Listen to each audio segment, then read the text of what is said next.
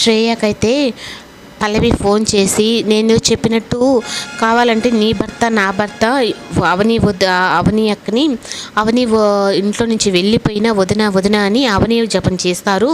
నేను ఇలా మారడానికి కూడా కారణం ఇదే కదా శ్రేయ అని చెప్పని తనకి బాగా ఉన్నవి లేనివి అన్నీ అయితే బాగా చెప్పి తను రెచ్చగొడుతుంది. కావాలంటే నా మాట నువ్వు నిజమో కాదు అంటే నువ్వు ఒకసారి శ్రీకర్కి ఫోన్ చేయి, స్విచ్ ఆఫ్ వస్తుంది అని చెప్పని అనడంతో సరే నేను ఫోన్ చేస్తాను అని చెప్పని శ్రేయ అయితే శ్రీకర్కి ఫోన్ చేస్తుంది. అప్పుడు ఇంక నిజంగానే ఫోన్ స్విచ్ ఆఫ్ వచ్చేటప్పటికి ఇంకా మళ్ళీ పల్లవికి ఫోన్ చేసి, అవును శ్రీస్ నువ్వు చెప్పింది నిజమేను, ఫోన్ స్విచ్ ఆఫ్ వస్తుంది అని చెప్పానంటే, మరి నేను ఇంత వైల్డ్గా మారడానికి కారణం ఏమంటావు అని అంటే అవును శ్రీస్ నువ్వు చెప్పిందే నిజం అని చెప్పని అంటుంది. ఇంకా అక్షయ్ అయితే అవని ఎక్కడ డబ్బులు ఇస్తే తీసుకోవట్లేదని తనకు కావాల్సిన సామాన్లు అవన్నీ తీసుకొని దయాకర్ ఇంటికి అయితే పంపిస్తాడు.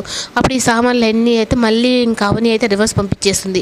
ఎవరు సహాయం నాకు అవసరం లేదు, నా బతుకు నేను బతకగలను అని చెప్పని పంపించడంతో ఇంకా అక్షయ్ అయితే అవని ఇలాగే ఉంటావా అని చెప్పనంటే, మీరు ఏ ఉద్దేశంతో నాకు ఇవన్నీ పంపిస్తున్నారు, అప్పుడు దీనికి కూడా ఇంకొక కారణం అనేది వెతికి మీ అమ్మగారు అలాగే మీ ఇంట్లో వాళ్ళందరూ అడుగుతారు, వాటికి అన్నిటికీ నేను సిద్ధంగా లేను, నా బతుకు నన్ను బతకనివ్వండి అని చెప్పి తెగేసి చెప్పేస్తుంది.